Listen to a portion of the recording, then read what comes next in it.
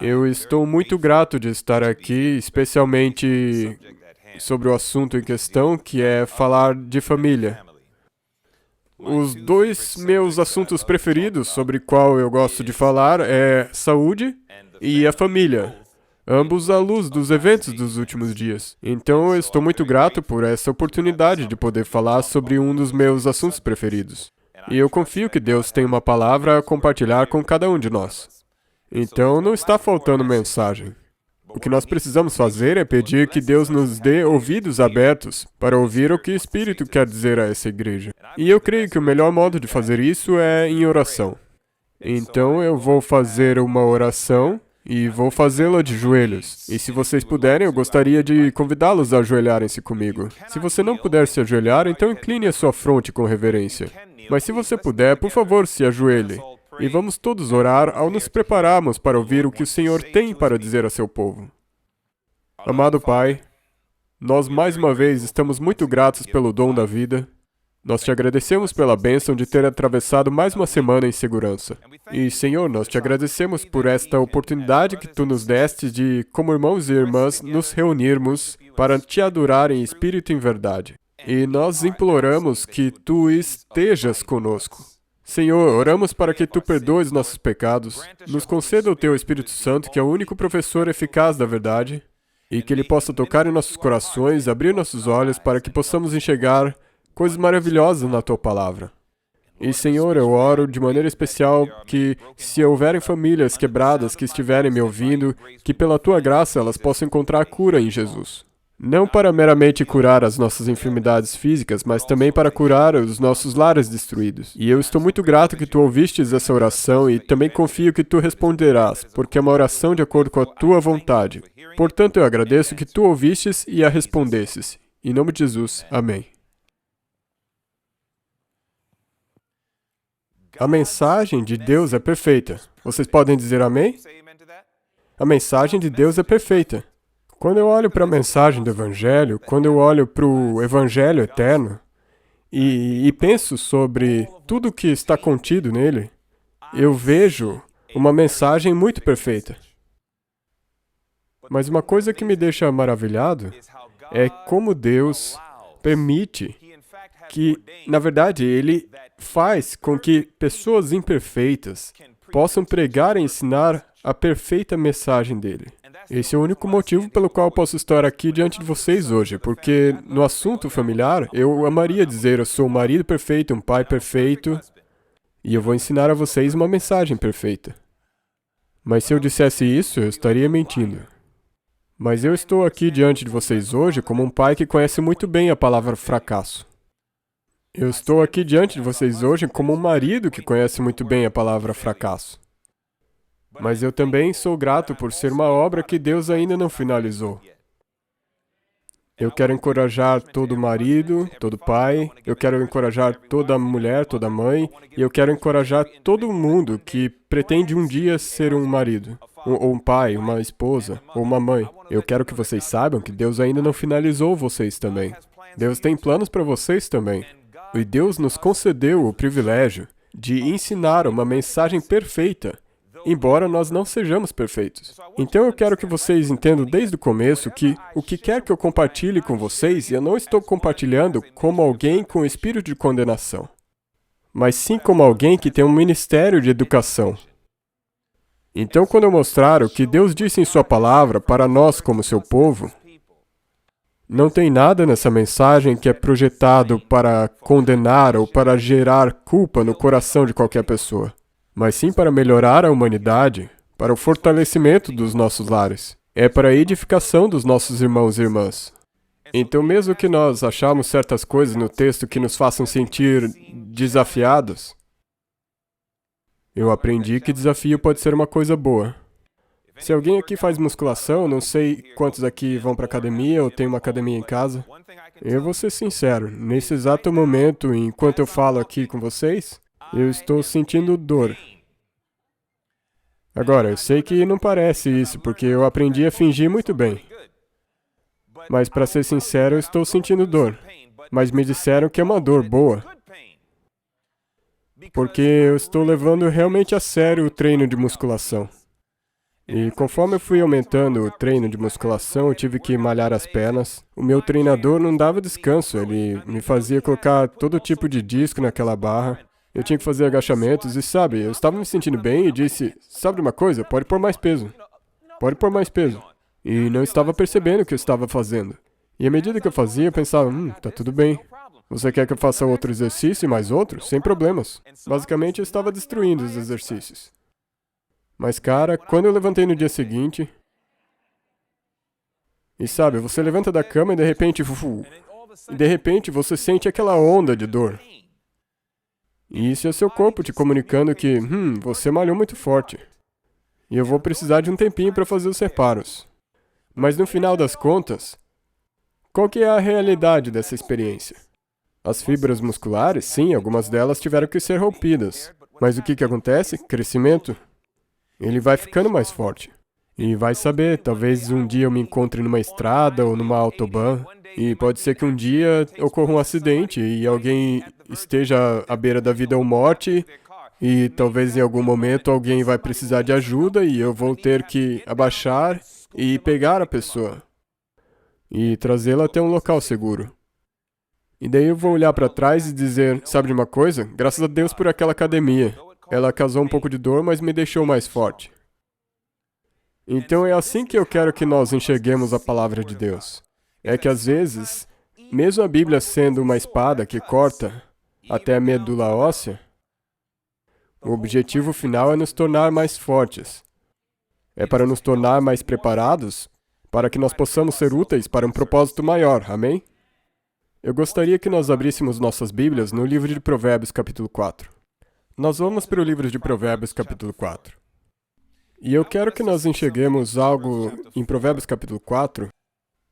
E eu geralmente uso esse texto quando eu dou aulas a respeito de como estudar a Bíblia. E uma das minhas partes preferidas da minha aula de como estudar a Bíblia com os meus estudantes ou missionários é quando eu falo sobre interpretação versus aplicação. A interpretação de um verso e a aplicação de um verso são diferentes. A interpretação é entender o que o verso quer dizer. Simplesmente isso. E depois que nós entendemos o que o verso realmente está dizendo, então nós podemos saber como aplicar as verdades contidas neste verso nas nossas vidas. Estão me acompanhando? Existe uma diferença entre interpretação e aplicação. E uma boa interpretação leva a uma boa aplicação.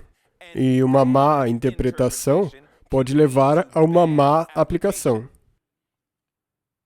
O que é que a Bíblia diz em Provérbios capítulo 4, verso 23? É um princípio maravilhoso.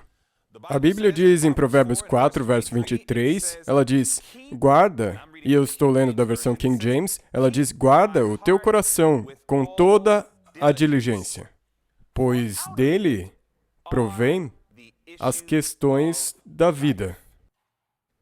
Guarda o teu coração com toda a diligência, pois dele provém as questões da vida. Eu comecei a olhar para esse verso e a primeira coisa que eu quis fazer é entender o que o verso estava dizendo. Eu estava procurando pela interpretação correta. E ao passar por esse texto, eu comecei a descobrir coisas poderosas. Eu peguei minha concordância, eu fui ao hebraico e eu verifiquei cada uma dessas palavras que eram centrais a esse verso. E a primeira dessas palavras, guardar. Então, quando nesse verso diz mantenha, quer dizer guarde. E guardar o quê? O coração. E nesse verso, a palavra coração se refere à mente. E daí o verso fala de diligência, que é uma palavra interessante, porque diligência aqui é dada como uma prisão. E daí, é claro, as questões da vida, que nada mais são do que o resultado da maneira que você vive. Então, quando eu tentei ajuntar, fazer sentido de tudo isso, esse foi o resumo daquilo que o sábio Salomão estava tentando dizer. Salomão estava tentando dizer, guarde a sua mente assim como um carcereiro vigia a prisão. Porque é dela que procedem os princípios que vão governar a maneira que nós vivemos nossas vidas. É isso que Salomão estava tentando dizer. Vigie a sua mente assim como um carcereiro vigiaria a prisão. Sabe, nos tempos antigos, um carcereiro não era o que é um carcereiro hoje. Os carcereiros de hoje podem receber propina, serem manipulados, fingir que não veem. Mas naquela época, quando um prisioneiro era condenado à prisão, se acontecesse do prisioneiro escapar, a vida do guarda poderia ser exigida como pagamento por aquele prisioneiro que escapou. Então, o que eu estou querendo dizer é que se eu ou você fôssemos designados nos tempos antigos para cuidar de uma prisão, nós vigiaríamos ela com muito cuidado. Estão entendendo? E tanto é que Deus está dizendo, no tocante à sua mente, no tocante à minha mente, Deus diz, guarde a sua mente como um carcereiro vigiaria uma prisão. E daí ele nos diz o porquê. E ele diz que o motivo é porque da nossa mente procede os princípios que governarão as diferentes maneiras nas quais nós viveremos nossas vidas, as decisões que nós tomamos. É essa que é a interpretação do verso. E se vocês entenderam o que eu disse até agora, digam amém. Agora, olhem só. Ao passo que isso é verdade com relação a entender o verso, agora eu começo a pensar nas aplicações. Então, minha mente vai desse princípio muito belo que nós vimos aqui e eu começo a pensar na fisiologia. Eu começo a pensar especificamente no coração. E no momento que eu penso sobre o coração, eu penso, sabe aquele princípio no verso? Também se aplica à fisiologia, ao coração. Nós deveríamos guardar os nossos corações físicos. Nós deveríamos guardar nossos corações como um carcereiro guarda uma prisão. Por quê? Porque dos nossos corações provêm as questões da vida. Vocês se lembram que tinha uma mulher que tinha um problema com sangue?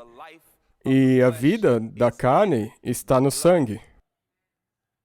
Então, essa é literalmente uma bela aplicação física que eu posso tirar desse verso. Proteger o meu coração assim como um carcereiro guardaria uma prisão. Por quê? Porque do meu coração literalmente flui as questões da minha vida, que é o meu sangue. E é por isso que, graças a Deus, que eu faço parte de uma igreja que tem uma mensagem de saúde. Mas tem mais uma aplicação. E eu descobri que essa aplicação também é 100% consistente com a interpretação desse verso. Sabe qual ela é? O lar. Vocês sabiam que o lar é o coração da sociedade? O lar é o coração da comunidade. O lar é o coração até mesmo da igreja. Então, se alguém um dia fizesse um plano que dissesse, eu quero destruir a comunidade, eu quero destruir a sociedade, ou eu quero destruir a igreja, eu me pergunto qual seria o alvo. Seria atingir o coração. E esse coração nada mais é do que o lar. E o que Deus quer que nós entendamos é que nós deveríamos vigiar o nosso lar, assim como um carcereiro vigiaria uma prisão. Porque a partir dos nossos lares procedem os princípios que vão acabar afetando todas as outras coisas da nossa vida. E eu frequentemente me pergunto quantas vezes Satanás ri com muita satisfação enquanto ele observa igrejas tentando consertar a igreja enquanto ignoram o lar. Vocês sabem que isso seria uma tentativa inútil? Tentar consertar a igreja sem tratar os lares é como tentar evitar que uma torneira inunde a cozinha segurando um balde que não tem fundo embaixo dela. Isso jamais funcionaria, e esse é o motivo pelo qual não funciona. Sabe, os lares já tinham problemas suficientes. Os lares já tinham problemas suficientes antes do Covid. Eu lido com o lar, como eu já disse, é um dos meus assuntos preferidos. Eu amo muito a minha esposa.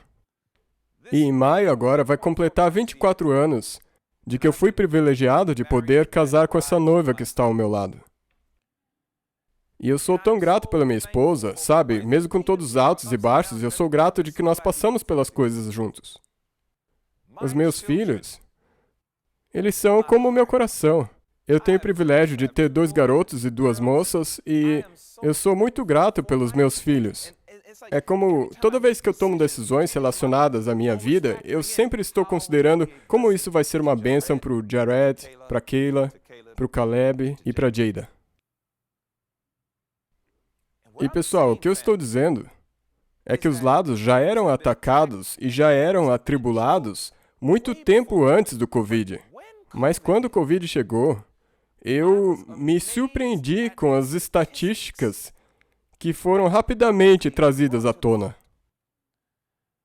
Veja, para muitos homens e também para muitas mulheres e crianças, a escola e o trabalho podem ser lugares que oferecem um escape de pessoas que chegaram num ponto de você não suportar estar perto delas.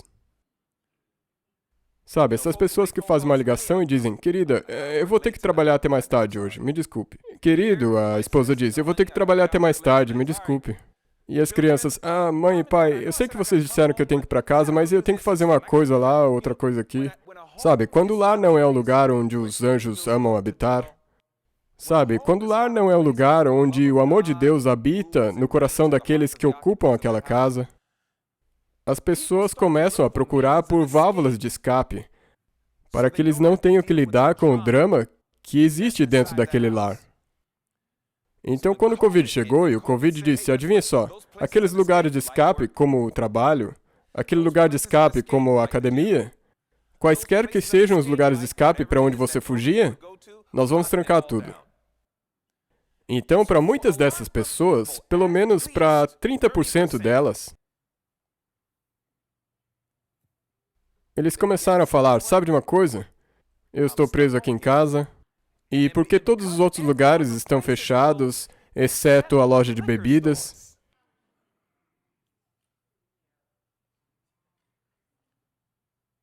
Algumas dessas pessoas disseram, eu vou lá e buscar alguma coisa para ajudar a afogar as minhas mágoas. E eles começaram a buscar lá esse veneno, e eles encheram o corpo com isso até que embriagaram as mentes.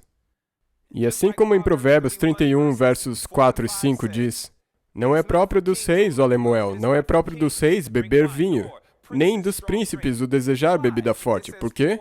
A Bíblia diz, porque se eles beberem, eles vão esquecer a lei e perverter o direito de todos os aflitos.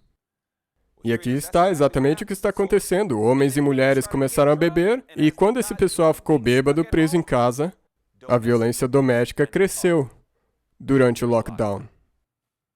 O abuso sexual de crianças cresceu durante o lockdown. Então, se os lares já eram problemáticos antes do Covid, quanto mais então agora durante o lockdown? E desde o começo, Deus já queria que nós entendêssemos. Tudo isso aqui já era entendido. Veja, um livrinho incrível chamado de O Lar Adventista faz uma declaração poderosa. Ele diz, a sociedade compõe-se de famílias, e é o que a façam os chefes de família. Do coração procedem as saídas da vida. E o coração da sociedade, da igreja e da nação é o lar. E conforme nós entendemos esse princípio, eu acho que nós vamos poder começar a apreciar mais Apocalipse 12, 17. Por favor, abram as Bíblias em Apocalipse, no capítulo 12, e vamos considerar o verso 17. Vejam, aqui tem uma bela imagem profética de Deus nos mostrando as coisas que ocorrerão nos últimos dias da história da Terra. E a Bíblia nos diz em Apocalipse, e aqui estamos vendo o capítulo 12, no verso 17, e aqui o que o texto diz. Em Apocalipse 12, verso 17, sim, o povo de Deus passou por um período terrível de tempo, onde eles tinham que se esconder por causa da terrível perseguição. Mas então haveria um tempo quando eles iriam sair. E quando eles saíssem, a Bíblia diz em Apocalipse capítulo 12, verso 17, ela diz, e o dragão irou-se contra a mulher, e foi fazer guerra ao remanescente da sua semente, os que guardam os mandamentos de Deus e têm o testemunho de Jesus Cristo. O dragão tem um problema muito específico. Não com qualquer um, mas especialmente, ou não meramente com qualquer um, mas especialmente com este povo que ousa guardar os mandamentos de Deus e possuir o testemunho de Jesus. A Bíblia diz que o dragão está muito irado contra esse povo. E a Bíblia também diz em 1 Pedro 5, verso 8, ela diz que por causa do fato de que em Apocalipse 12, 17 o dragão está irado, em 1 Pedro 5, 8 diz, sede sóbrios, vigiai, porque o diabo, vosso adversário, anda em derredor, bramando como um leão, buscando a quem possa tragar. E aqui existe uma verdade profunda sobre a qual eu pensei considerando isso. Eu quero que vocês me acompanhem. Eu acredito que o diabo funciona como um matador de aluguel. Eu acho que o diabo é como um assassino de aluguel. E o que nós sabemos sobre eles? É uma pessoa que vai por aí e a ocupação deles é matar pessoas. Roubar, matar, destruir. E o diabo é bem como um assassino de aluguel. E uma coisa que eu aprendi sobre um assassino de aluguel é que eles possuem alvos muito específicos nos quais eles miram quando eles querem atirar na presa deles, dá para dizer assim. Quando um assassino decide matar um indivíduo pelo qual ele foi contratado para matar, um assassino de aluguel atira no joelho da pessoa? Não? Ele atira no cotovelo? Não. Eles miram bem nos órgãos vitais. Não é mesmo? Pois é assim que eles eliminam a vida da pessoa-alvo. E se é verdade que o diabo funciona como matador de aluguel, como eu firmemente acredito ser verdade, então a realidade é que, quando ele anda em derredor à procura de quem possa tragar, eu me pergunto qual seria o alvo específico dele. Agora, deixa eu introduzir algo que eu pessoalmente acredito ser muito profundo, muito profundo. Por favor, vá comigo para o livro de Daniel capítulo 8. Daniel capítulo 8. E esse é um ponto muito poderoso sobre o qual nós vamos considerar. Em Daniel 8, existe algo sobre o qual o profeta Daniel profetizou sobre o que um poder guiado por Satanás procuraria fazer. E isso é achado em Daniel capítulo 8, e nós vamos considerar o verso 12. E existe um poder que foi identificado, e esse poder, por sua vez, recebe o poder de Satanás. Em outras palavras, ele usa esse poder como uma marionete para realizar a vontade dele. E falando desse poder, diz em Daniel 8, verso 12. Olhem só. Em Daniel 8, verso 12 diz, e um exército foi dado contra o sacrifício contínuo, por causa da transgressão. E ele lançou algo por terra. O que ele lançou por terra? Aqui diz, e lançou a verdade por terra. E o fez e prosperou. O foco de Satanás é jogar a verdade por terra. Ponto final. E em qualquer estudo que você fizer sobre a Bíblia, você verá que os movimentos de Deus sempre são para exaltar a verdade e os movimentos do diabo sempre são para jogar a verdade por terra. Ponto. E eu quero que vocês vejam o seguinte, porque o motivo é muito simples. E conhecereis a verdade, e a verdade vos libertará. Então, ok, por isso que ele quer jogar por terra. As mentiras trazem a escravidão. A verdade traz a liberdade. Entenderam isso? Então, desde a mentira contada no Jardim do Éden, até a última das mentiras contadas pela Babilônia no vinho dela, todas elas foram projetadas para manter as pessoas na escravidão. O plano de Deus, desde Adão até lá, o movimento remanescente dos últimos dias, é exaltar a verdade, porque a verdade torna as pessoas... Então aqui nós lemos um ponto muito crucial de todos os movimentos de Satanás. O objetivo dele é derrubar a verdade por terra, manter as mentiras no topo, para que as pessoas permaneçam em escravidão. Agora, Jesus uma certa vez disse algo. Ele disse, eu sou o caminho, a verdade e a vida. Ninguém vem ao Pai senão por mim. Então, Satanás com certeza quer derrubar Cristo por terra. Porque Satanás é a verdade, certo? Agora, Por causa desse fato, quando Jesus estabeleceu a igreja, eu me pergunto como Jesus chama a igreja. Você já se perguntou como Jesus chama a igreja? Vocês sabiam que Jesus tem um termo para a igreja? Ele descreve ela. Está em 1 Timóteo 3, vamos lá. Em 1 Timóteo 3, vejam só, Jesus tem uma descrição da igreja dele. E eu quero que vocês notem como ele descreve ela. 1 Timóteo, e nós vamos olhar para o capítulo 3. Porque lembrem-se, a missão de Satanás, desde Gênesis até Apocalipse, é jogar a verdade por terra e manter as pessoas na escravidão. E a missão de Deus, de Gênesis até Apocalipse, é exaltar a verdade, libertar as pessoas. Então Satanás diz, a minha missão é derrubar a verdade por terra. Então qualquer coisa que seja verdade, Satanás quer derrubar. Agora, nós já identificamos que Cristo é a verdade. Isso está muito claro. Mas eu me pergunto o que a igreja é. 1 Timóteo 3, verso 15. A Bíblia diz em 1 Timóteo capítulo 3, bem ali no verso 15. E aqui tem a descrição bíblica de Deus sobre a igreja dele. Mas se tardar, para que saibas como convém andar na casa de Deus, que é o quê? A igreja do Deus vivo. E a coluna e firmeza da... o quê? Então, a descrição de Deus da igreja dele é que ela é a própria coluna e firmeza da verdade. Porque ela foi construída pela verdade, o próprio Jesus. Agora, como então nós entendemos o alvo de um assassino de aluguel? Bem, vamos dar uma olhada. 2 versos das Escrituras são muito poderosos aqui. O primeiro deles é Salmo 69, verso 20, e o segundo deles é Provérbios 14, 34. Esses 2 versos eu coloquei na tela. Quaisquer que sejam os métodos que Satanás use para tentar jogar Cristo por terra, são os mesmos métodos que ele usará para tentar jogar a igreja de Deus por terra. Aquela igreja contra a qual ele está irado. Vejam só.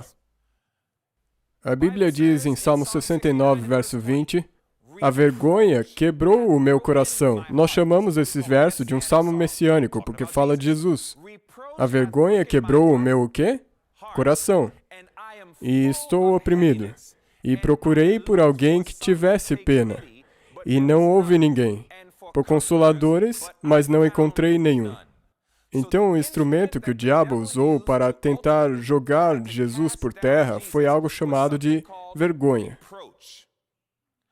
E o alvo com a vergonha foi o coração.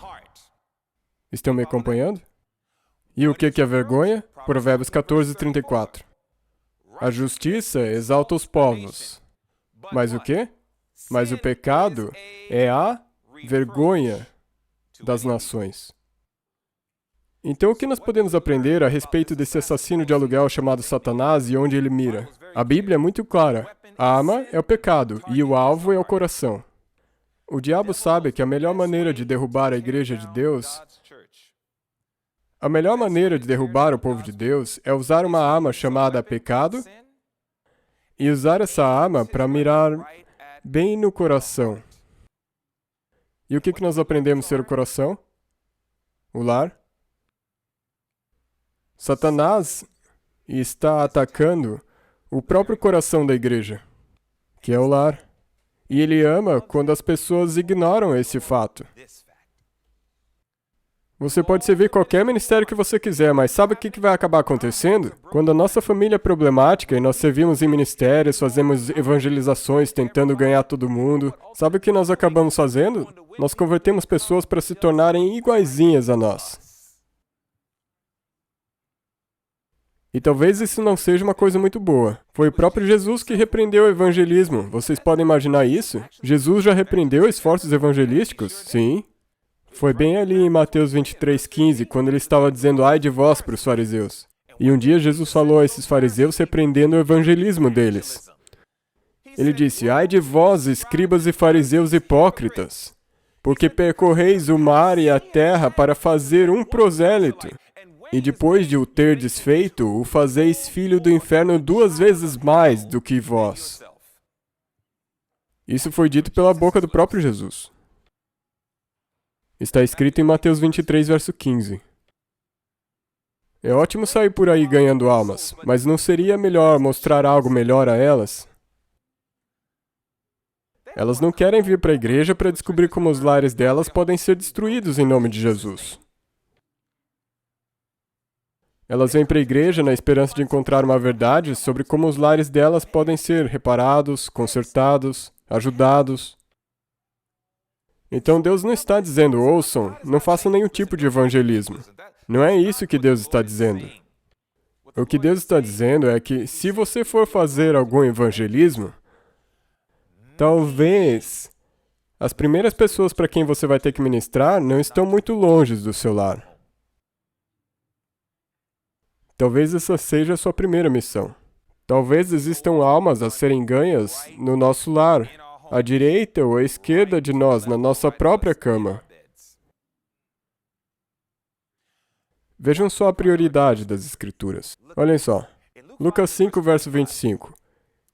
E levantando-se logo diante deles, e tomando a cama em que estava deitado, foi para a sua casa, glorificando a Deus.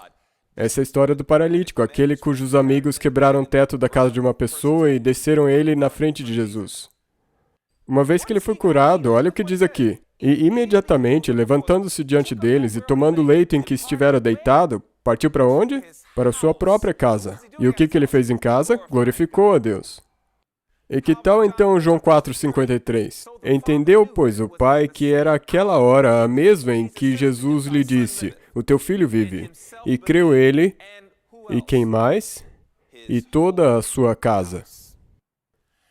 Atos 18, verso 8. E Crispo, principal da sinagoga, creu no Senhor com toda a sua casa. E muitos dos coríntios, ouvindo-o, creram e foram batizados. E qual que é a conclusão? Atos 16, 31. E eles disseram, crê no Senhor Jesus Cristo e serás salvo, tu e a tua casa. Nós gostamos de falar que estamos vivendo nos dias de Noé. Nós amamos falar do fato de que, e como foi nos dias de Noé, assim será também a vinda do Filho do Homem. Tudo bem, certo? Mas frequentemente quando nós falamos nos dias de Noé, nós nos referimos aos dias de Noé numa conotação negativa, certo? Quando nós falamos neles, é numa conotação negativa. Quando vemos as pessoas matando umas às outras e bebendo e comendo de maneira irresponsável, nós falamos, os dias de Noé. Eu acredito que a maldade dos dias de Noé vai ser repetida no tempo bem pouco antes da volta de Jesus. Eu não tenho dúvidas disso. Então eu estou com vocês, eu acredito nisso também. Mas eu acho que existe algo mais importante no qual devemos focar. Vamos para Hebreus capítulo 11. Olhem o que Hebreus capítulo 11 diz. Agora, isso é muito importante, porque assim como era nos dias de Noé, também será nos tempos da vinda do Filho do Homem. Haverão muitas pessoas repetindo os pecados dos antediluvianos. Nós vamos ver isso. Nós vamos ver os antediluvianos nós vamos ver esse comportamento repetindo-se. Mas eu acho que Deus também quer a repetição de um certo comportamento. Em Hebreus 11, o que diz ali bem no verso 7? Está escrito em Hebreus 11, verso 7. Pela fé, Noé, tendo sido avisado por Deus a respeito das coisas que ainda não se viam, comoveu-se com temor, preparou uma arca para o quê? Para a salvação de quem? Da sua casa. Note como o verso coloca a prioridade aqui. Na salvação da casa dele. Olhem só. Pela qual condenou o mundo e tornou-se herdeiro da justiça, que é segundo a fé. Noé queria que todo mundo entrasse na arca, mas primeiramente ele se certificou que a sua família entrasse. Eu quero que vocês notem que para Deus esse sempre foi o ponto de prioridade. Se você recebeu a salvação, a próxima coisa a se fazer é levar para sua casa. Esse sempre foi o plano de Deus. Se você receber a mensagem da salvação, traga ela ao seu lar. E eu já perdi a conta de quantas vezes eu conversei com pais que vêm a mim pedir aconselhamento e eles dizem, irmão Lehman, você poderia vir e ter uma conversa com aquele meu filho que é cabeça dura, teimoso, rebelde e perverso? E eu digo, com certeza, sem problema, será um prazer. Mas porque você quer que eu entre no seu negócio, eu vou ter que entrar no seu negócio. Né? Você me convidou para o seu negócio, então eu vou ter que entrar no seu negócio. Então eu digo, eu vou ter que entrar no seu negócio. A minha questão é, como é a sua relação com a sua esposa? Por que você está perguntando isso? Nós estamos falando do meu filho. E eu digo, sim, eu também estou falando dele. Você alguma vez responderia a uma batida na porta da seguinte maneira: imagina que alguém batesse na porta, toc, toc. Pois não? Olá, eu sou um ladrão. Eu amo roubar coisas das casas das pessoas. Será que você poderia me deixar entrar para eu roubar umas coisinhas? Eu perguntei a ele, você deixaria esse cara entrar? Com certeza não. Por que não? Porque ele disse que roubaria minha casa. Ok, tudo bem. Você sabia que cada vez que você e a sua esposa continuam a abrigar diferenças um com o outro, é como se você estivesse convidando demônios para virem à sua casa e tomarem posse da presa mais fraca do seu lar, que aparentemente é seu filho não convertido. Então, se você quer que os demônios saiam da sua casa, talvez você tenha que se livrar do demônio do seu coração primeiramente. E isso tornará muito mais fácil lidar com o demônio que aflige o coração do seu filho. E é por isso que Deus sempre diz, receba a salvação e então compartilhe com o seu lar. É por isso que nos é dito, eu quero que vocês entendam a lógica. Sabe, muitas pessoas dizem que Ellen White foi isso ou aquilo. Eu acredito de coração que Ellen White era uma estudante muito fiel da Bíblia. Nós estamos estabelecendo isso a partir das Escrituras, mas quando nós lemos a citação, a restauração e reerguimento da humanidade começam no lar, nós só podemos acabar dizendo amém para isso, porque já estava na Bíblia. Eu já aprendi isso há muito tempo atrás, através dos escritos dessa mulher. A Ellen White é como se fosse uma lupa. Uma lupa, ela não coloca nada que não já esteja lá. E uma lupa também não tira nada que já estivesse presente ali. O que uma lupa faz é só deixar mais claro as coisas que já estavam ali. Uma época eu estava trabalhando com uma igreja e eles eram uma igreja batista bem grande. E eles quiseram que eu viesse falar sobre saúde e eu disse, tudo bem, sem problemas. E eu fui lá falar sobre saúde. Nós tínhamos alguns livros que nós compartilhávamos com as pessoas, e incluído nesse pacote, nós fizemos tipo um esquema de assinatura, e 2 dos livros incluídos no pacote eram Caminho a Cristo e A Ciência do Bom Viver, ambos escritos por Ellen White. Então, quando eu dei esses livros, o pastor adorou, ele verificou tudo, leu, estava tudo certo. E ele, obviamente, passou os livros para os membros da igreja. Um dia, esse pastor me liga desesperado. Dwayne, eu preciso de ajuda. Eu disse, ok, pastor, o que está acontecendo? Como que eu posso te ajudar? Ele disse, os meus anciãos convocaram uma reunião e eles disseram que tem um problema com os livros que você tem usado. E eu disse, quais livros? Do que você está falando? Porque eram vários livros. E ele disse, aqueles escritos por Ellen White, eles têm um problema com ele. E eu disse, qual que é o problema? Tem alguma coisa de errada com os livros? E o que ele disse foi, não, e é esse o problema. E isso aconteceu mesmo, eu não teria nem como inventar essa história. Ela aconteceu de verdade. Não tem nenhum problema com esses livros. Esse que é o problema. Daí ele disse, os anciãos estão preocupados que as pessoas vão começar a pensar que ela é uma escritora tão boa que eles vão querer ler todos os outros livros dela. E daí ele disse, eu preciso que você pare de usar esses livros nas suas palestras. Porque os anciãos ameaçaram me despedir. Sem brincadeira. Numa igreja batista, os anciãos podem despedir o pastor, eles podem se livrar dele. Ele disse, eles estão ameaçando me despedir. Eu poderia ter dito, cara, eu sou um pregador adventista mesmo, e eu vou usar esses livros querendo você ou não. Eu poderia ter tido essa atitude, mas eu não acho que isso teria demonstrado o Espírito de Cristo. Então o que eu falei foi, eu disse, pastor, eu contei toda essa história da lupa. Eu disse, pastor, eu posso apresentar todos os pontos de vista que esses livros apresentam sem nem ter que mencionar nenhum livro dela. Sem problema. E ele disse, muito obrigado. E nós continuamos com aquelas reuniões, nós continuamos por mais 7 semanas, construímos ótimos relacionamentos, e várias pessoas acabaram comprando vários livros, incluindo a série Conflitos dos Séculos. O Senhor nos abençoou. Deus quer que nós entendamos que cada um desses princípios aqui, desses inscritos inspirados, são simplesmente uma ampliação daquilo que as Escrituras já diziam. Deus quer que nós entendamos, o primeiro lugar a começar a trabalhar é no nosso lar. E por quê? Porque entre os remanescentes, o lar está sendo atacado. Mas, eis aqui a questão. Com quem que isso deveria começar no lar? Esse trabalho de restauração começa com quem? Numa família tem várias pessoas. Tem o marido e pai, a esposa e mãe, e também as crianças. A questão é, quem que é o centro do lar? Quem que é o ponto central do lar?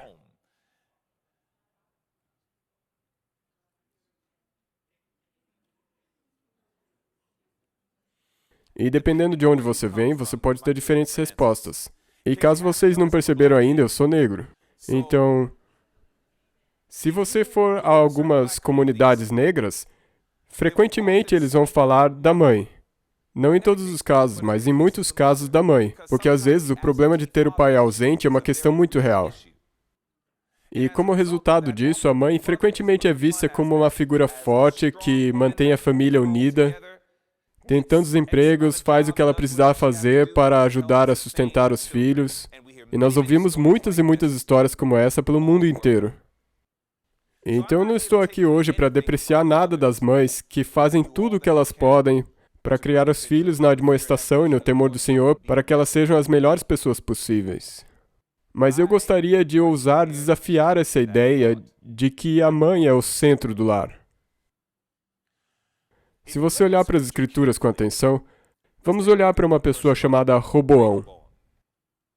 E falando de Roboão, a Bíblia diz o seguinte em 2 Crônicas 12, verso 1. Sucedeu que, havendo Roboão confirmado o reino e havendo se fortalecido, o que Roboão fez? Deixou a lei do Senhor. E quantas pessoas seguiram ele? Todo Israel. E quem que era o pai de Roboão? Soa como se Roboão estivesse seguindo os passos do pai dele. E o impacto das decisões de Roboão afetaram o lar dele e também a todo Israel. E não só ele, a Bíblia também fala de Amon. Lembram dele? A Bíblia diz o seguinte em 2 Crônicas 33, 21 e 22. Tinha Amon 22 anos de idade quando começou a reinar. E 2 anos reinou em Jerusalém. E fez o que era mal aos olhos do Senhor, como havia feito quem? Manassés. E quem que Manassés era para Amon? O pai dele. Porque Amon sacrificou a todas as imagens de esculturas que Manassés, seu pai, tinha feito e as serviu. Vocês sabiam que houve um tempo que, mesmo dentre o povo de Deus, existia um homem chamado Eli e ele tinha 2 filhos, Ofni e Finéias. E esses homens eram tão completamente não convertidos como resultado, infelizmente, da negligência do pai deles, que a Bíblia então disse que os filhos de Eli eram filhos de Belial. Eles não conheciam a Deus. E pior ainda, a Bíblia diz, era pois muito grande o pecado desses moços perante o Senhor, porquanto os homens desprezavam a oferta do Senhor. As pessoas começaram a odiar trazer as ofertas porque elas sabiam que aquilo estava sendo abusado. De novo e de novo e de novo, a Bíblia não fala tanto do pecado das mães como ela fala do pecado dos pais. Mas o oposto também é verdadeiro, não é mesmo? A justiça do pai pode provar ser uma bênção na vida dos filhos dele. Deus quer que nós entendamos que, embora seja verdade que, como pais... Veja, o foco daquilo que eu estou falando para vocês hoje, sobre o centro do lar, eu estou lidando especialmente com os homens presentes aqui hoje. Eu estou lidando com os maridos aqui presentes. Não foi para Eva, mas foi para Adão que Deus veio e disse o que aconteceu. Se um homem deseja afirmar a sua posição como cabeça do lar, então ele tem que também aceitar que ele é o cabeça do lar, sobre o qual estarão depositadas as maiores responsabilidades diante de Deus. Deus quer que nós entendamos que não somente os lares estão sendo atacados, mas também os pais e os maridos. O diabo está perseguindo os maridos e os pais. E é por isso, esposas, é por isso que é tão importante, e eu digo isso aos solteiros que estão aqui hoje. Jovens, por favor, pelo amor de Deus, por favor, não escolha uma esposa somente pela beleza dela. Agora, o que eu não estou dizendo aqui é, por favor, vá e busque uma mulher que é feia. Não é isso que eu estou dizendo. O que eu estou dizendo é que se a aparência for um fator para que você decida quem vai ser a sua futura esposa e mãe dos seus filhos, se estiver lá no topo das suas prioridades, jogue isso para baixo. Tudo bem que você ligue para a aparência. Você tem o direito de se sentir atraído com quem você estará para o resto da sua vida. Mas não permita que isso seja a maior das prioridades, como muitos homens fazem. Rapazes, quando vocês escolherem uma esposa, certifique-se de que essa esposa saiba exatamente como ser uma costela. Sabe, Deus formou Eva a partir da costela de Adão, certo? E sabe o que eu descobri sobre as costelas? Elas protegem o coração. Vocês entenderam o que eu acabei de dizer? Sabe, em algumas gírias de rua, quando eles apresentam a esposa, eles dizem, essa daqui é a minha costela. Ela é minha costela. E o que eles estão tentando fazer? Estão tentando reconhecer o relato de Gênesis. Mas o que mesmo que a costela faz? Ela protege o coração. Que Deus queira que nós tenhamos esposas que saibam como orar e interceder pelos maridos. Esposas que entendam que os lares estão sendo atacados, e especificamente nos lares, os maridos estão sendo atacados, e que façam todo o possível para proteger o coração do amado delas. E o engraçado é que eu ouvi vozes com tom grave dizendo amém. O que indica que eram homens dizendo amém. Mas eu também gostaria de ouvir umas vozes mais finas dizendo amém. Agora sim, que bonito. Irmãs, eu estou falando muito sério. Os seus maridos, o pai dos seus filhos, estão sob ataque. E, mulheres, sabe o que Deus às vezes, em seu amor, permite? Ele permite que vocês vejam que isso está acontecendo. E, mulheres, não é uma coisa terrível quando Deus permite que vocês tenham o discernimento de perceber que o esposo está sob ataque? E, às vezes, por falta de cuidado, vocês fazem uma aliança com o inimigo das almas para ajudar ele a destruir os seus maridos?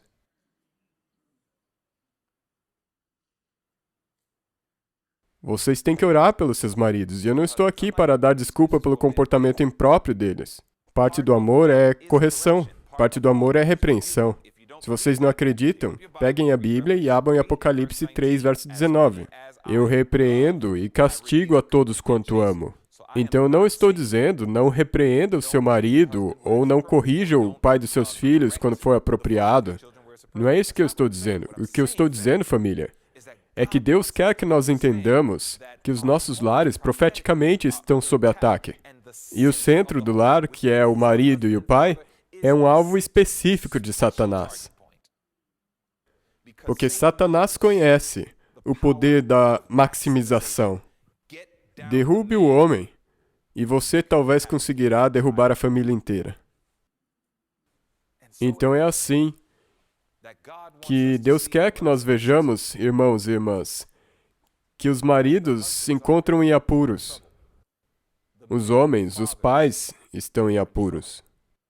E tem algo que Deus deseja fazer sobre isso. Veja, todo pai e todo marido é chamado a ser três coisas. E eu vou mostrar essas três coisas para vocês a partir da palavra de Deus. Eu vou ler mais uma citação com vocês.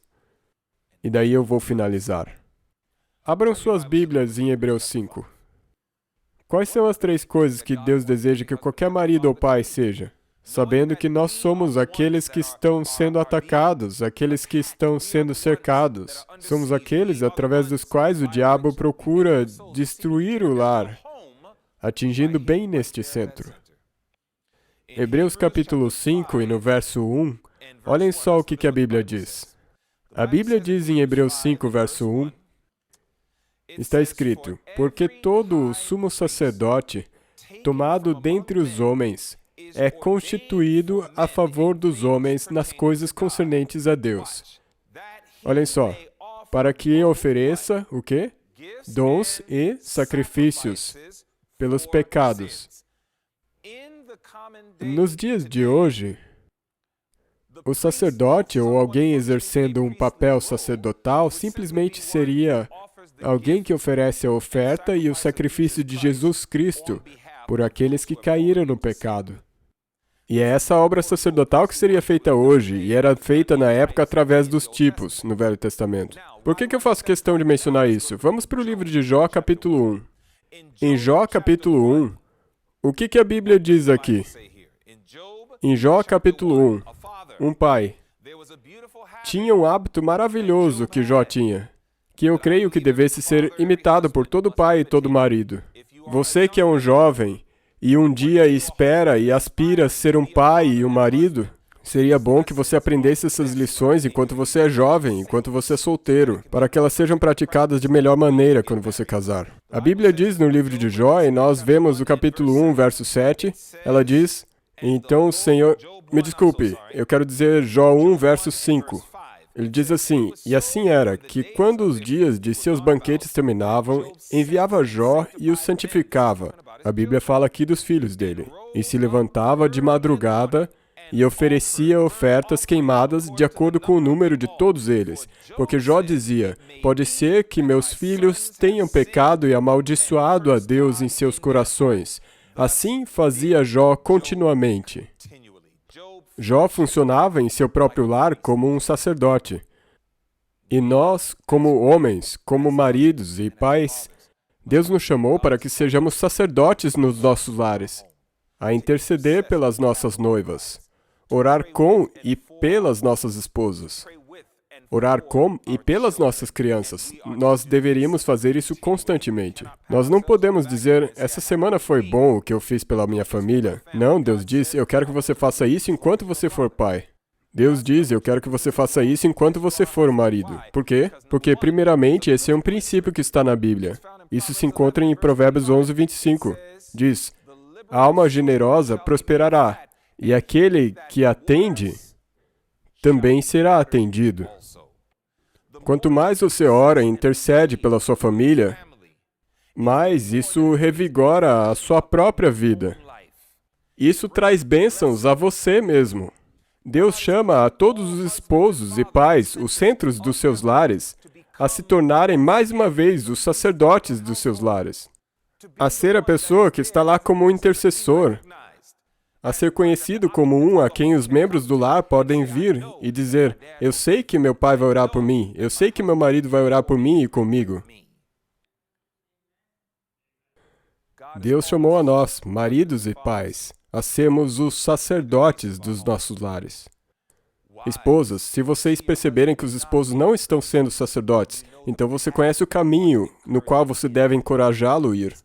Você pode continuamente construí-lo e lembrá-lo do sacerdócio que Deus concedeu a ele. Número 2. Efésios capítulo 5. Em Efésios capítulo 5, vamos ver a segunda coisa que Deus chamou todo pai e marido a ser. E isso decide criar enormes barreiras para os nossos lares quando o inimigo das almas começa a atacar. Em Efésios capítulo 5, vejamos o que a Bíblia diz no verso 23. Efésios 5, no verso 23.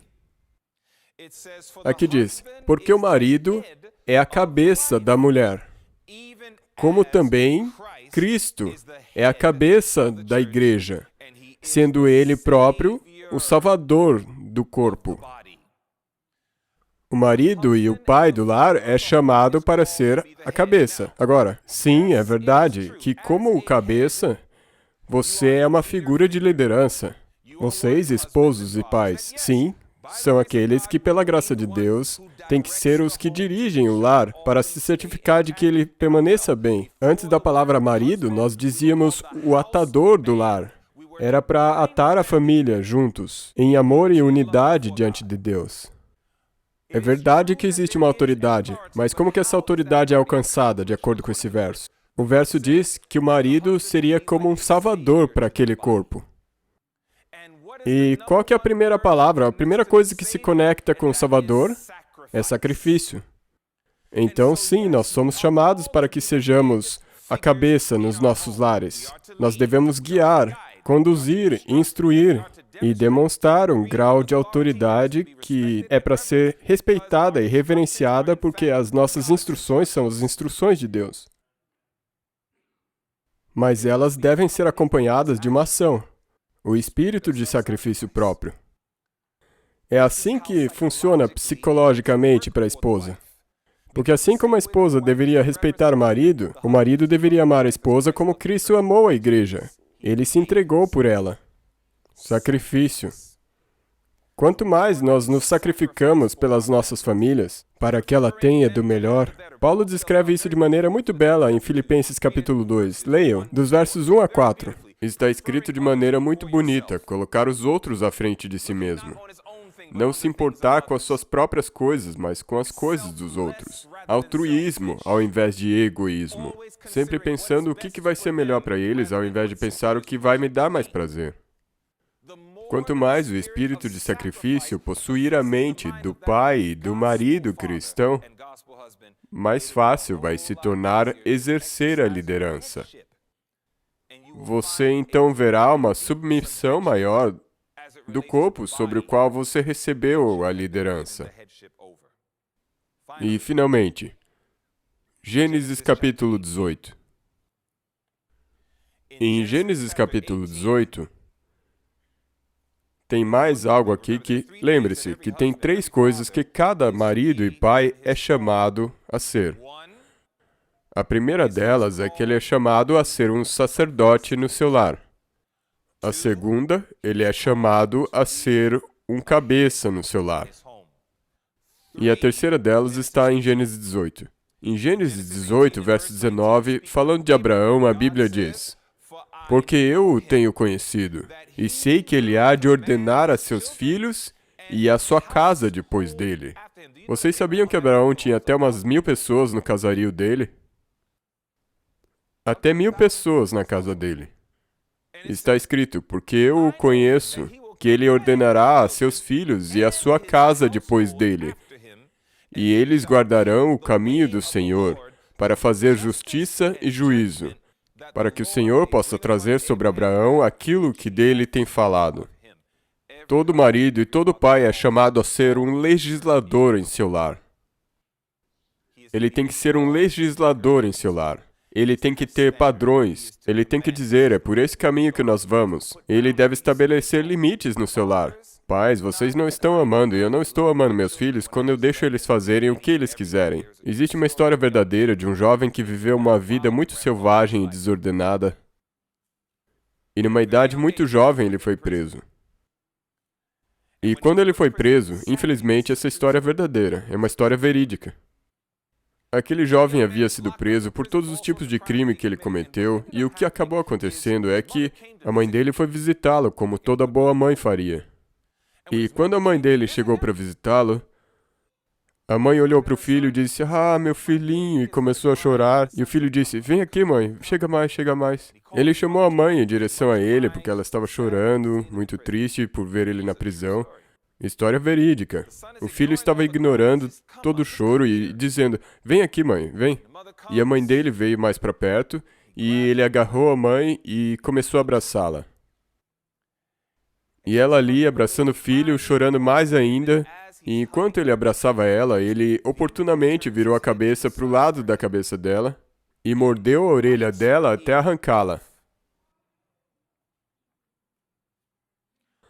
E a mãe ali começou a gritar. A mãe estava chorando. E a mãe disse, como é que você pode ter feito isso comigo? Por que você fez isso comigo? E o filho então disse, por qual motivo você nunca me disciplinou? Você sempre me deixou fazer tudo o que eu quisesse. E olha aqui o resultado. Ele acabou jogando a culpa na própria mãe, por não ter disciplinado ele quando ela deveria tê-lo disciplinado, por não ter corrigido ele quando ele deveria ter sido corrigido, por ter deixado ele fazer tudo o que ele quisesse. Pais e maridos, nós não estamos amando nossos filhos quando nós deixamos eles fazerem tudo o que eles quiserem. O homem é chamado a ter discernimento, uma compreensão correta da vida, ao ponto de poder dizer, se o meu filho ou minha filha está rumando numa direção a qual claramente reconheço que vai levar à destruição, então eu tenho que fazer todo o possível, levantar as barreiras, dar as devidas advertências, apelar com amor, por favor, não vá nessa direção. E também estabelecer barreiras dentro do seu lar, dizendo, até aqui tudo bem, mas mais do que isso eu não permito. E mesmo que o filho não aceite, um dia ele vai ter os olhos abertos e vai perceber, isso foi uma demonstração de amor que meu pai me fez. E isso sendo dito por um filho que era mau e rebelde. Eu sou tão grato pelas vezes que eu queria sair à noite com os meus amigos e meu pai disse simplesmente não. Eu ficava bravo e com raiva e dizia, pai, por favor, não vai acontecer nada. Não. E eu já tinha 18 anos. E meu pai dizia, nem tente dizer para mim que você já é um adulto. Porque se for para ser um adulto, seja um adulto na sua própria casa. E ele dizia, enquanto você morar aqui, você é meu filho, eu tenho uma certa autoridade sobre você. Eu não vou deixar você ficar saindo aí durante a noite inteira. E sabe, eu lembro de uma história específica. Eu queria muito ir para uma festa. Eu fui um dançarino, eu dançava. E eu era grande no hip hop e no R&B, eu dançava com apresentadores e tudo mais. Na época, pra mim, dança era tudo. E tinha uma boate que ia ter uma festa muito boa e todas as celebridades iriam estar ali e eu iria aparecer no clipe delas. E eu iria nessa boate e meus pais disseram não. E eu liguei para os meus amigos e disse, não se preocupem, quando meu pai estiver dormindo, quando meu pai for dormir, vocês chegam na frente de casa, eu vou sair escondido e vai dar tudo certo. E bem nessa noite, meu pai decidiu ficar acordado a noite inteira. A noite inteira. Jogando cartas com a minha mãe. E a porta tinha um rangido, sabe? E toda vez que eu tentava abrir, não importa como você tentasse abrir aquela porta, ela fazia... Dwayne? Eu só vou no banheiro, pai. Tô tentando ir no banheiro. E foi assim que foi. Sabe, eu tive que ligar para os meus amigos e dizer, não vai dar, cara. A noitada foi cancelada. No dia seguinte me ligam, e essa história é verdadeira. Dwayne, você ouviu o que aconteceu? Não, cara, o que aconteceu? Aconteceu um tiroteio, bem dentro da boate. 5 pessoas morreram na pista de dança. Agora, onde estaria eu? Na pista de dança. Eu sou muito grato que antes dos meus pais morrerem, eu disse, mãe e pai, eu disse muito obrigado mesmo por ter colocado esses limites, mesmo sendo contra a minha vontade. Vocês entendiam melhor do que eu. Meu pai tinha sido de gangue. Meu pai já tinha feito muita coisa. Então ele tinha uma boa compreensão do que era a vida na rua. E pro meu pai eu disse, sabe, pai, muito obrigado por ter cuidado de mim. Eu agradeço de verdade, porque eu tenho muitos amigos que já morreram, muitos amigos que já morreram. Ou se mataram ou mataram eles. E eu olho pra trás e me pergunto por que é que eu não acabei sendo morto. E é só por um motivo, é porque a minha mãe me disse, no máximo da minha rebeldia, minha mãe me disse, Dwayne, por que você tá tão rebelde? E eu lá de cabeça baixada. Dwayne, por que você não ouve? E eu de cabeça baixada. E a minha mãe me disse, por acaso você não sabe que um dia você vai se tornar um pregador?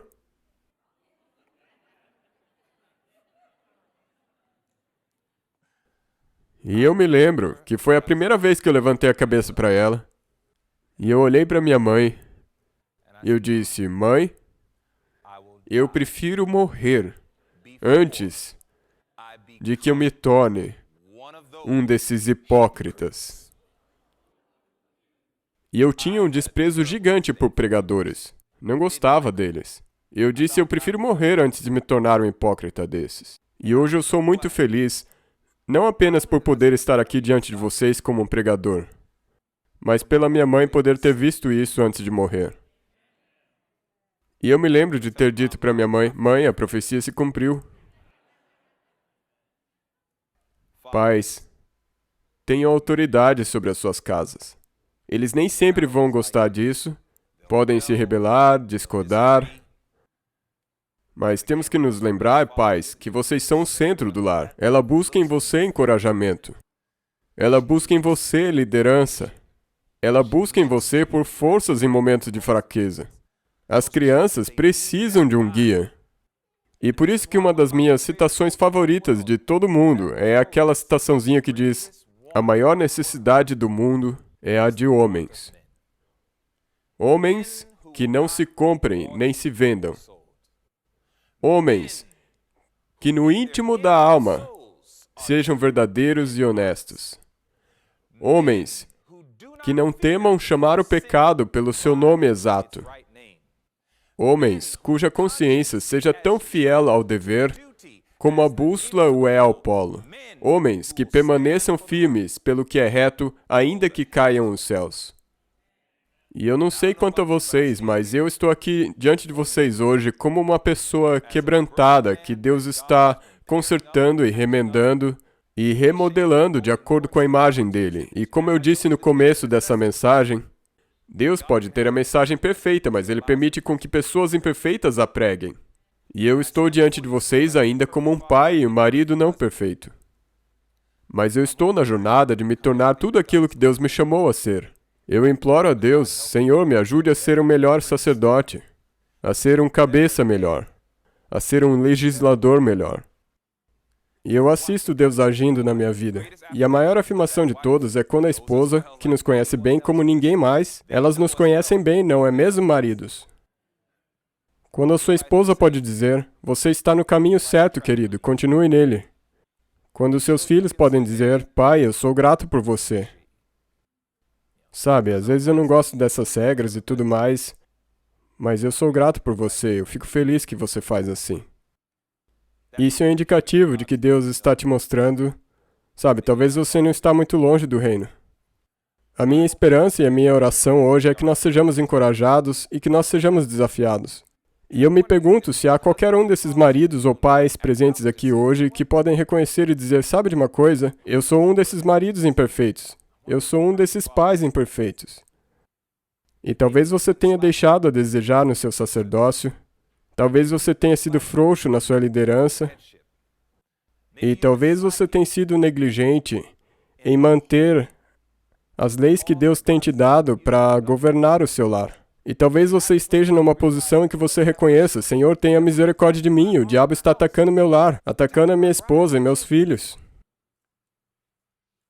E talvez você esteja pronto para renovar a sua aliança com Deus e dizer, pela tua graça, Senhor, eu estou disposto a ser um melhor sacerdote, um melhor líder, um melhor legislador. Eu quero ser um reflexo mais perfeito de Jesus Cristo no meu lar. E se tiver qualquer marido ou pai aqui presente, primeiramente eu peço que os maridos e pais tomem uma posição. Eu já estou aqui de pé, mas eu estou pedindo pela companhia de vocês. Se você for um marido ou pai aqui presente e perceber que o Senhor está te chamando para subir um pouco mais alto na escada de Jacó, e é por isso que você está de pé, agora, esposas, o seu esposo está tomando uma posição. Filhos, os pais de vocês estão tomando uma posição. Que sucesso seria para Satanás que, quando eu sair dessa igreja, e em questão de minutos, nós começássemos de novo a destruir, desencorajar e desrespeitar esses homens que aqui tomaram uma posição e estão reconhecendo que precisam de ajuda. As esposas deveriam ser as primeiras mulheres a dizer aqui hoje, querido, assim como eu disse nos nossos votos quando nos casamos, nos tempos bons ou ruins, na riqueza ou na pobreza, na doença ou na saúde, até que a morte nos separe. Se você for uma dessas esposas que estiver disposta a dizer, eu não vou ser um reflexo dos seus fracassos, mas eu vou fazer tudo o que estiver ao meu alcance para te fortalecer, para te levantar e para ser uma costela melhor e proteger o seu coração.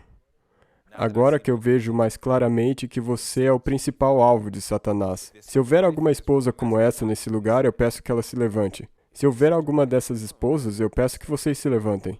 Fiquem de pé do lado dos seus maridos. A minha esposa está bem ali. Eu sei, querida. Ela estaria bem aqui comigo se ela pudesse subir, mas tudo bem. Jovens, vocês podem ser um encorajamento ou desmotivação para os seus pais. É difícil ser um pai fiel a Deus em tudo o que Ele disser nesses últimos momentos da história da Terra. É difícil ser um homem que vive, age e lidera pelos princípios durante todo o tempo. É difícil.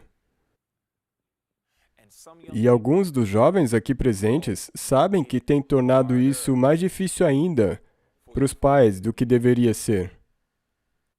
Mas se o precioso dom do arrependimento estiver nos corações de vocês, e se vocês estiverem dispostos a dizer, pela graça de Deus, eu vou fazer tudo o que eu puder para ser mais um encorajamento para o meu pai e para minha mãe, do que uma desmotivação. Eu peço que se levantem, somente as crianças, os jovens, que realmente desejem isso de coração. Se houver alguns jovens aqui hoje que disser, eu quero ser uma melhor ajuda ao meu pai e à minha mãe, então eu peço que, por favor, vocês se levantem como testemunho diante dos homens e dos anjos, de que hoje é um novo dia, e é por isso que vocês estão se levantando. Deus abençoe a todos vocês. Deus abençoe a todos vocês. Existem muitos também aqui presentes que são solteiros, viúvos, ou talvez em alguma outra situação que eu não completamente entenda. Mas se é o seu desejo e você decidir, eu quero fazer tudo o que eu puder para encorajar os homens e maridos e os lares, para que eles se mantenham preservados, para que eles continuem focando em Jesus. E se um dia eu formar uma família, eu estou disposto a obedecer os princípios da palavra de Deus que eu ouvi aqui. E se houver esse tipo de pessoa aqui, eu quero convidá-los a se levantarem. Eu convido vocês a se levantarem. E eu quero que vocês entendam que, quando esses apelos são feitos, eles não são apenas uma prática religiosa costumeira, mas sim um testemunho que literalmente está sendo registrado por anjos e também pelas testemunhas que estão aqui presentes. Então eu agradeço a todos por terem se levantado.